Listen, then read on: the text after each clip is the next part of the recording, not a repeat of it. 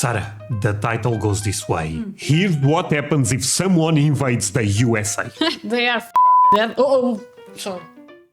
Sarah, Sorry. we cannot say that. Yes. Well, but it's true. Say hello to our friends. Hi, guys. My friends, thank you so much for all the support. We really appreciate that. That said, Sarah, ask them for the most important thing. Guys, leave a like, thumbs up. And if they subscribe, You make our day. that's right. Link below. Let's go. In 2023, the United States topped the list of countries with the highest military spending, allocating $916 billion for They are invested a lot. They invest a lot. Yeah. This is billions. No. defense. The gap was huge. China came in second with $296 billion, followed by Russia with $100 million. And they try to pretend they are close. You know, it's so insane. You put Russia and China together, nothing. Nothing. I mean, it's a lot of money, but comparing Compare. with America, nothing. $9 billion. But even without the gap, You know what? I feel proud, but I'm not American. Anyways. the amount is huge. Just to give you an idea, there are 15 countries on this list, and if you add up the spending of 14 of them, you get about $1 trillion. Not much more than what the U.S. alone spent on its own. For those who love numbers, here's another fact. And actually, I saw news that this new administration, the Trump, is trying to increase this to 1 trillion. But this is normal. No matter if it's Republicans or Democrats, Okay, they all okay. always spend more, from what I understand. But 1 trillion, that will be historical, you know. The figure amounted to more than 40% of global military spending that year in the whole world. And it's expected that the amount will only keep growing. By 2033, the U.S. will be spending up to $1.1 trillion on military expenses. But why? I mean, do they really need to spend that much? And does it actually make U.S. defense invincible? This is a complicated military topic. I need some coffee.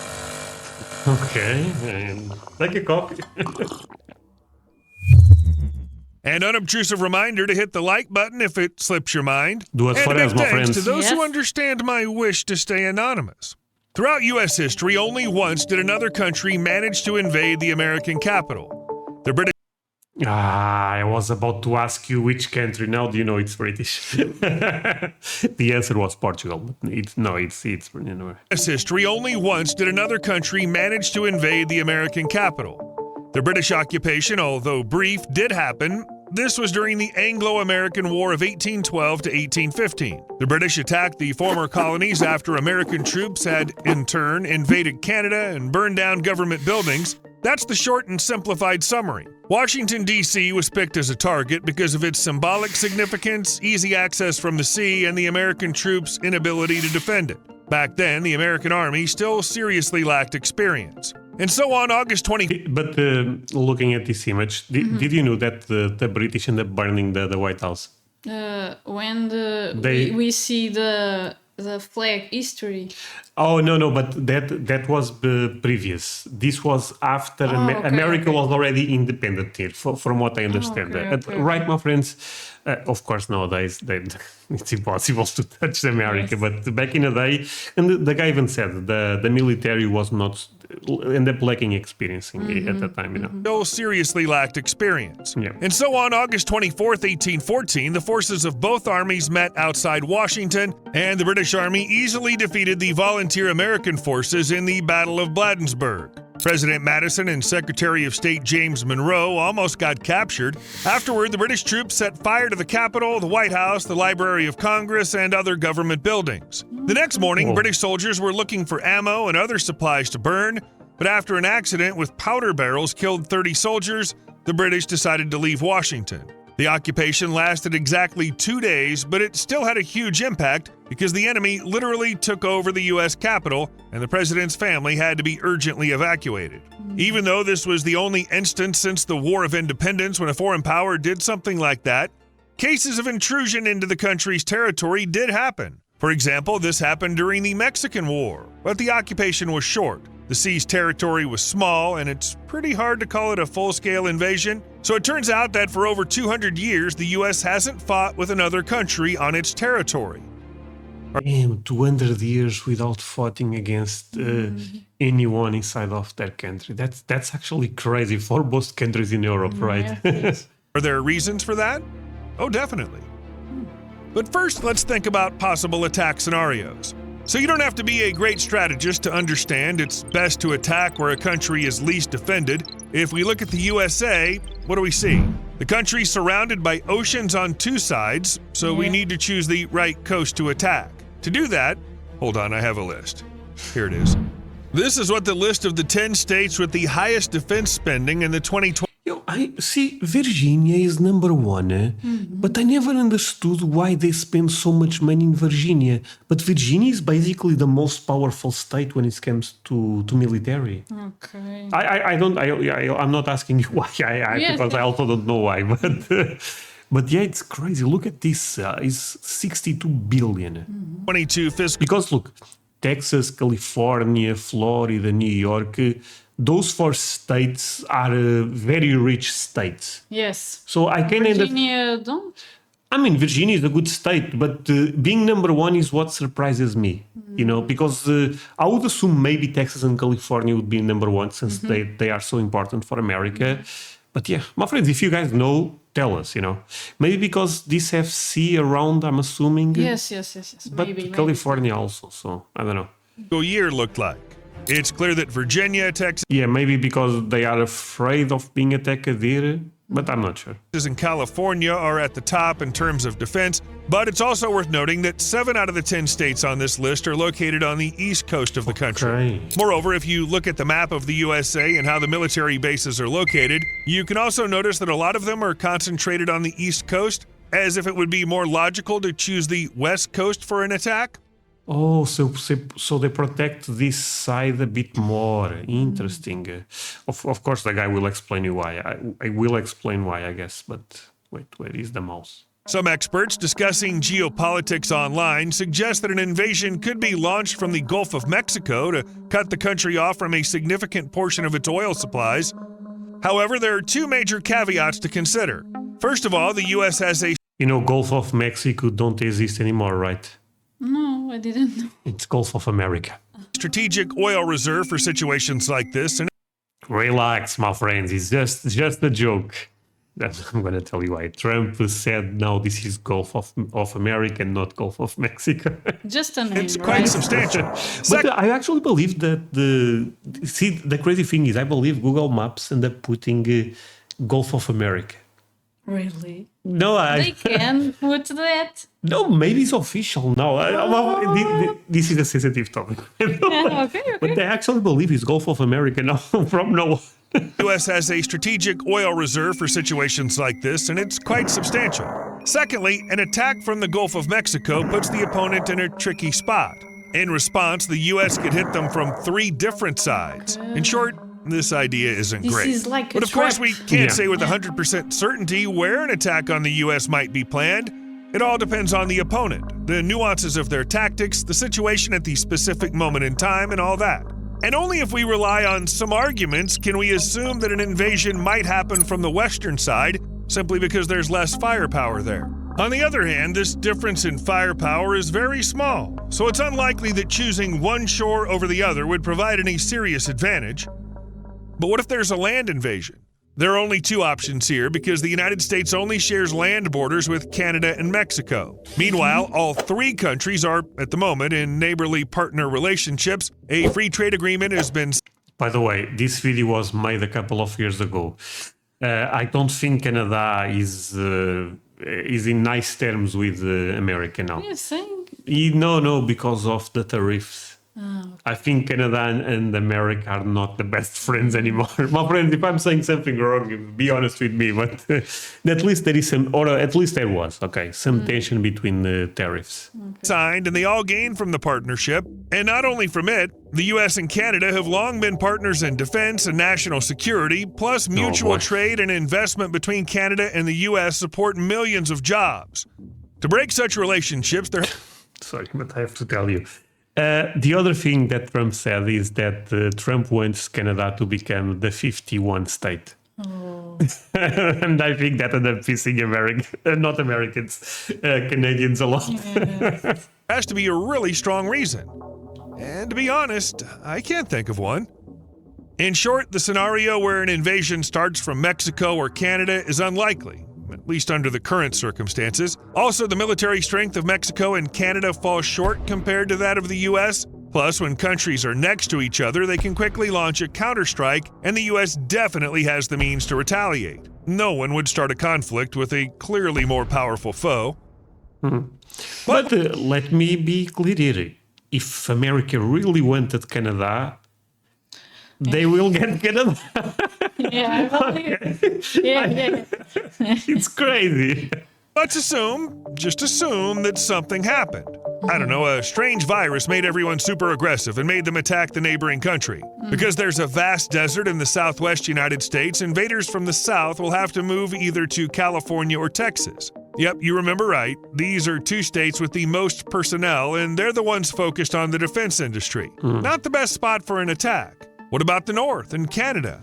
Well, the invaders will have to cross the Great Lakes to get to the major cities, or at least they'll need to force a few serious rivers. In most areas along the U.S.-Canada border, potential invaders will find plenty of stunning national parks. It's really very beautiful there, but from a military value perspective, the survive. territory, well, it's pretty much pointless. You know, America, in a weird way, seems almost the perfect country in terms of natural protection. It's kind of crazy, actually, no being serious.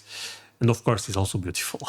America, land of the free, and also amazing food and amazing people. My friends, look, real talk, I'm coming to America this year. I cannot wait. This is taking so long, but guess what? You can follow me here. Andrea, why is that important? I may post updates about my trip to the US, and also there is a lot of videos that get blocked on YouTube. They may go here. Twitch, maybe not, okay. But I may stream there one day, who knows. But Facebook, Instagram, X, follow me in all of those. Links below on the description. See you there, my friend. And let's continue with this. Canada has that kind of beauty too. Plus, in the event of an invasion, all those national parks would likely be filled with military. Sorry, but we have to react to a video about the Great Lakes in America because it's so gorgeous. I saw this a couple of months ago and impressed me a lot. And the thing about Canada, to be total, now being serious, that they are amazing neighbors for America. I think that they are quite friendly. There is some tension now, but it's something that I believe will go away. Personnel ready to defend. From this perspective, the terrain of the southern border, which is the border with Mexico, is more fitting for military operations. There aren't huge parks with forests and lakes, but there's the largest military base of the U.S. Army right in Texas, and launching an attack on the country in a spot like that would be extremely challenging. Looks like any land attack options are a no-go. So we'll have to think about attacking from the ocean on the west coast. But it's not so easy here either. I mean, this option is better than going overland and heading straight for a military base, but it's way easier to say, we're attacking the west coast of the U.S., than to actually do it. Mainly because the Atlantic and Pacific Oceans are two huge bodies of water that serve as natural barriers, keeping North America apart from Europe, Africa, and Asia. Before launching an attack on a country from the sea, these obstacles will need to be overcome, and it has to be done somehow without being noticed. This is hard. Transporting military troops and gear takes time. And during that time, the enemy will be extremely vulnerable in the open ocean, and the U.S. definitely won't just stand by and watch as a fleet from some country heads their way. So the ships will start bombing and sinking them using any available methods. The enemy will have to decide which ships to use for moving equipment and personnel. Larger ships are slow, heavy, and exposed, while smaller ones are at risk due to their limited range. The smaller the ship, the tougher it'll be to cross the ocean. And even if you manage to pull off such an operation, you won't win the war by shelling the shore from ships. You'll have to land troops. These operations are called amphibious assaults, and they're considered some of the most complex and dangerous in any war. With the U.S. having enough time... Look, realistic, though, the only way I see something like this actually happening is if this was the entire world uniting against America. and all he basically Go in the same time.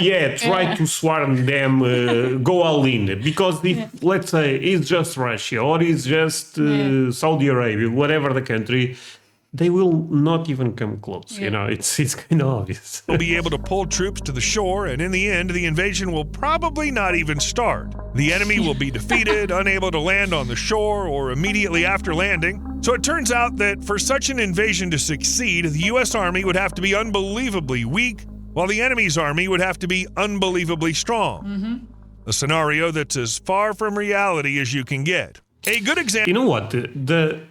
Because of this channel, a lot of people say to us, "Oh, move to America, you guys will be happy here." But the reality is, we love our country, my friends. Of course. But if I would move to America, this could be. This may sound crazy, but this could be the main reason.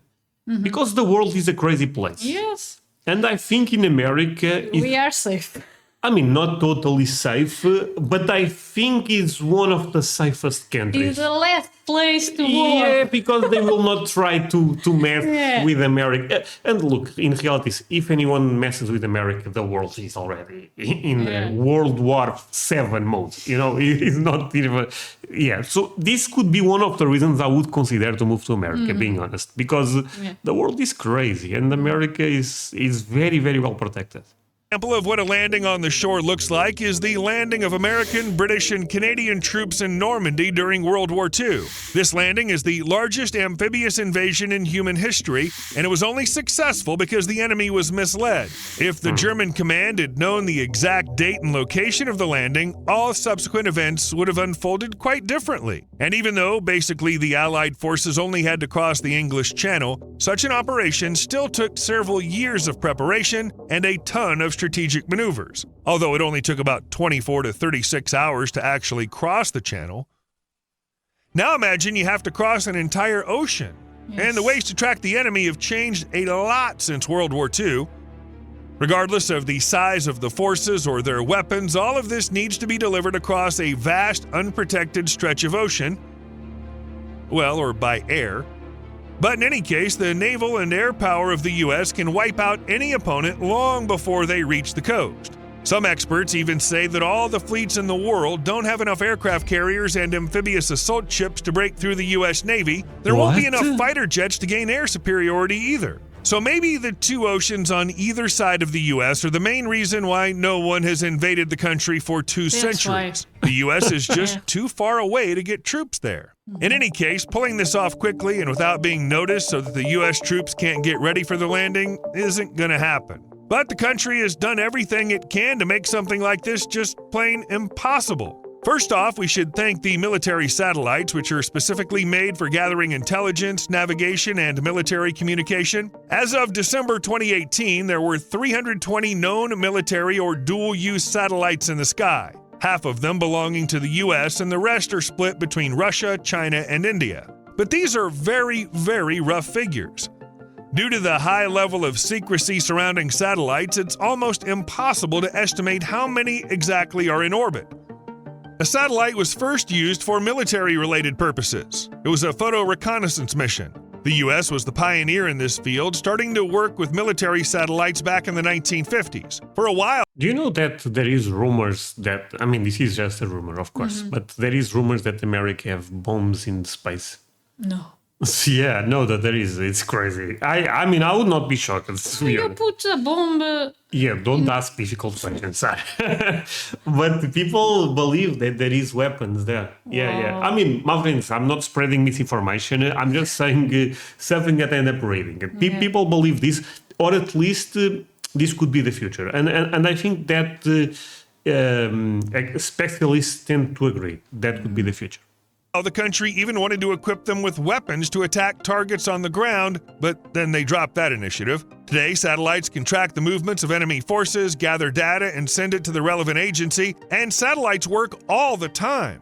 With such a level of aerial surveillance, sneaking up on the U.S. is just impossible. No way, unless you dig a tunnel under the ocean. Military satellites don't just track enemy troop movements. There's also the Defense Support Program, and its satellites detect missile launches or spacecraft, even nuclear explosions, all using sensors that pick up infrared radiation. So even a sudden airstrike with missiles is off the table. But technologies for early detection exist not only in space. For example, there's a system called Relocatable Over-the-Horizon Radar. It's designed to provide wide-ranging surveillance of both aircraft and ships. This system covers a wedge-shaped area of 64 degrees at a distance of 575 to 1,865 miles. Originally, the system was meant for tracking the movement of ships and planes over the Pacific Ocean during the Cold War. This way, they could coordinate fleet movements well ahead of a fight. How? To put it simply, the system uses atmospheric disturbances to spot incoming threats. Right now, the enemy will also have to deal with the U.S. Navy's 11 nuclear-powered fleet carriers, which will spot the invasion long before it comes to landing on the shore. But there's one more thing that definitely needs to be mentioned in connection with U.S. defense, and that's nuclear weapons. Let's consider a really extreme case where countries suddenly decide that the planet is no longer useful to them and it's time to use nuclear weapons. Okay. The U.S. has about 7,700 nuclear warheads in total, including 1,950 warheads ready for deployment via intercontinental ballistic missiles, submarines, and planes, as well as thousands of others that are in storage or awaiting dismantlement. The closest country in terms of nuclear military power is Russia. They have a bit more warheads, around 8,500, but only 1,800 of them are operational. For comparison, When I was a kid, I remember, studying about nuclear weapons and stuff like that, the atomic bomb, and I thought that was one of the worst inventions ever. Yes. But that I don't think that anymore. Because Why? but really, I actually think atomic bombs and stuff like that prevent wars. No, I'm being serious because, if you have and the other country have, starting a war, you guys know what that could mean. So, Just to show power. yeah, it's more like this such a powerful weapon that a lot of countries really have to rethink twice before going to war. Without that, I think a lot of conflicts would happen. Yeah, I agree with you. But yeah, it's a crazy technology, of course. China has about 250 nuclear warheads, a bit less than France, which has 300, and a bit more than the UK, which has 225. At the same time, a nuclear war with any country that has a decent capability is mutual assured destruction. This is not a metaphor or an exaggeration. It's a specific existing term. It refers to the doctrine from the Cold War according to which the use of weapons of mass destruction by both sides would lead to the complete destruction of both sides. Within this doctrine, it's impossible and pointless to suddenly strike the opponent with a massive nuclear strike. Everyone will just die. There will be no winner.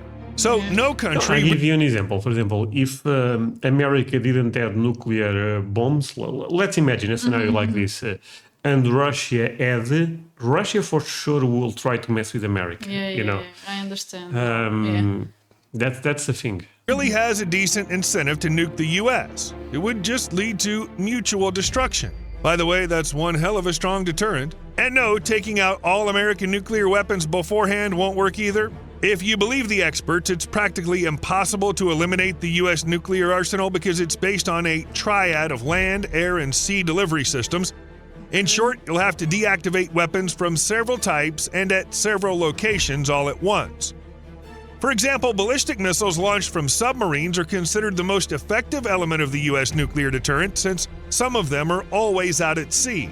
Ground-based missiles are also hard to eliminate since they're in fortified silos deep inside the country. You have to be really lucky as a saboteur to get in there. So it looks like for attacking the U.S. with nuclear weapons, the enemy needs to create their own missile defense system. No modern technology can pull that off. Well, all's clear when it comes to nuclear weapons. If they're used, there's only one scenario. Let's picture some kind of military miracle. Enemy forces cross the ocean without anyone noticing, then they manage to land smoothly on the west coast of the U.S. What a stroke of luck! What's next? Well, specialists and just people with good imagination believe that the country is going to be safe thanks to its geography. It's because of geography that the U.S. is never likely to be successfully captured by any foreign power. Look at the map. With this. The continental part of the USA is huge. I mean, it's just gigantic.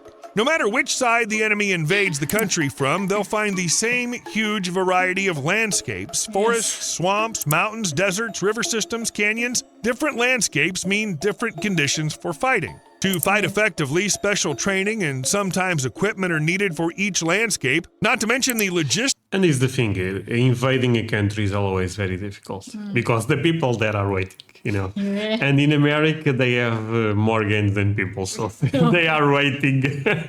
Like, yeah, come. We have candy. Of moving troops through these forests, swamps, mountains, well, you get it.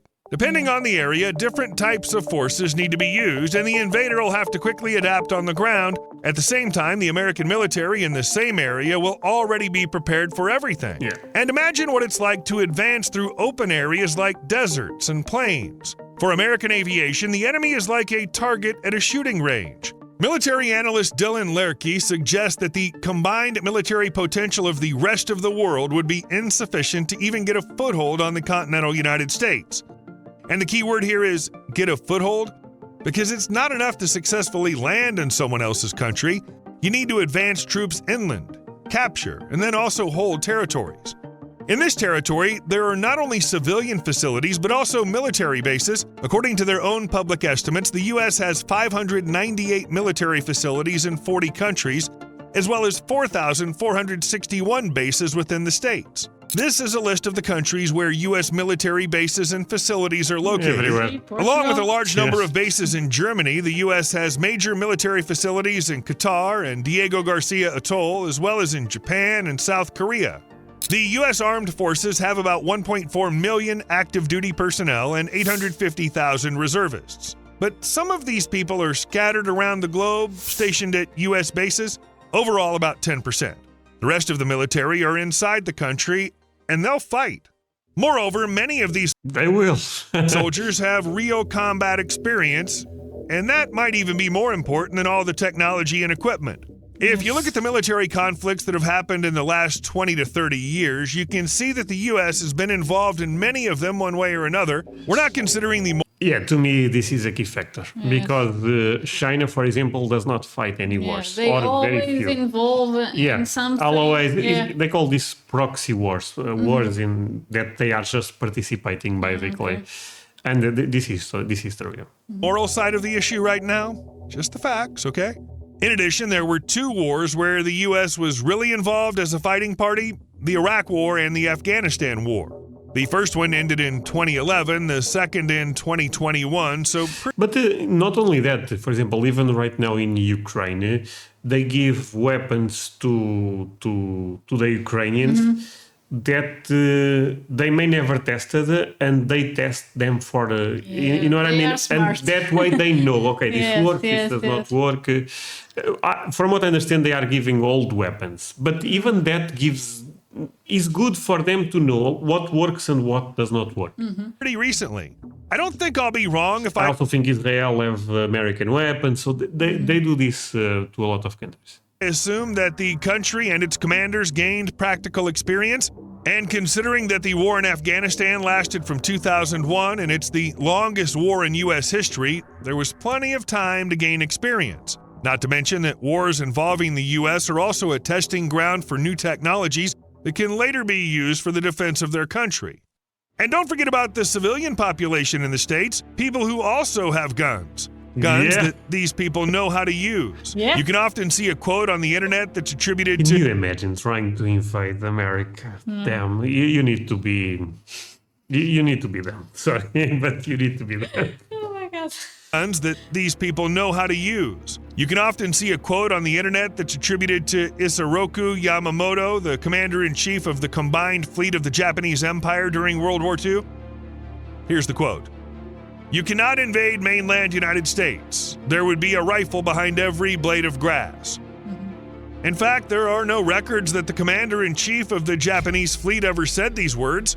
However, this quote describes the situation in the U.S. pretty accurately. Okay. A new study published in the journal Injury Prevention on July So 20. it's kind of like better safe than sorry. Einstein 2004. 5th, 2024 showed that of all gun owners, 78.8% own their firearms for protection, 58.1% of gun owners carried their weapon outside their home in the past 12 months. 72% of gun owners named protection as the major reason for owning a gun, while 91% said it was the major or minor reason. And it's not exactly a new thing from recent years. Since 1972, the percentage of American households that own at least one firearm has stayed pretty stable, ranging from 37 to 47%. In 2023, around 42% of U.S. households had at least one firearm. In fact, more than 175 countries around the world allow their citizens to own firearms, but the USA is in first place by a huge margin. Yes. Next are the Falkland Islands, Yemen, and New Caledonia. But they have 2 to 3 times fewer guns per capita. Well, I'm not making any bold statements, but we can... But you know that per capita, I actually believe Switzerland have more guns. Oh, really? Yeah, it's a weird statistic, but Okay. I think it's true. assume that in the event of a potential invasion, ordinary Americans won't just sit on their hands, especially since many actually know how to shoot. New nuclear missile. True. In June 2024, the U.S. Air Force conducted a test launch of the Minuteman III intercontinental ballistic missile to provide confidence in the lethality and effectiveness of the nation's nuclear deterrent. To showcase their power, the military also released video footage and photos of the missile, which, let's be honest, are seriously impressive. The rocket launched on Tuesday, June 4th at 12:56 a.m. local time from Vandenberg Space Force Base, located north of Santa Barbara along the coast of Central California. An intercontinental ballistic missile standing 60 feet tall had a warhead that flew about 4,200 miles and landed near a remote military base in the Marshall Islands, deep in the central part of the Pacific Ocean. The truth is, there wasn't an actual nuclear charge in the missile. They were testing a non-nuclear bomb after all. Oh, okay. The U.S. Air Force claims that this test is not the result of current world events, noting that over 300 similar tests have been conducted in the past. They don't mean that the world is on the brink of World War III. On the contrary, they emphasize once again that it won't happen.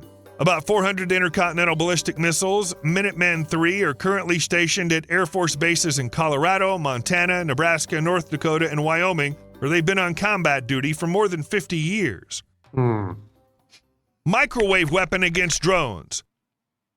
The U.S. Navy plans to test its first powerful microwave weapon aboard a naval vessel as early as 2026. The experimental weapon, known as the Meteor.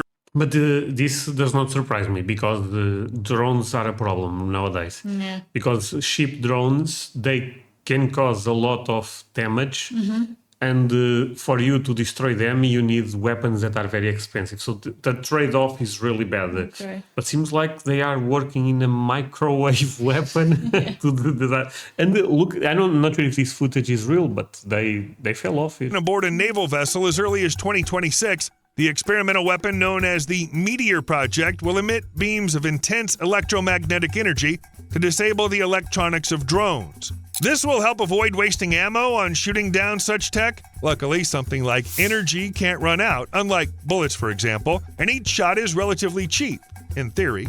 Microwave weapons are part of the U.S. military's interest in directed energy systems. This is a new type of weapon that can hit targets without solid projectiles. Along with microwaves, this includes Star Wars. things like lasers, sound waves, and even particle beams. Actually, the manufacturer of directed energy weapons, Epirus, is already supplying the military with powerful microwave capabilities designed to take out drone electronics. And now the Navy's getting ready to test how well the company's technology handles taking out unmanned surface vessels. Other countries, by the way, are also ramping up their production of directed energy weapons. Recently, the UK showcased its Dragonfire system, basically a giant laser cannon capable of taking down airborne targets. And we're talking about really small targets at a range of 0.6 miles. Future technologies as they are. You owe me a like. See you later. So, Sarah, that's it. Crazy, crazy stuff, right? Yes. So you think it's possible to invade America after this? No. No, it's not possible. So that's the lesson of the day. Say goodbye to our friends. Bye, guys. Bye, my friends.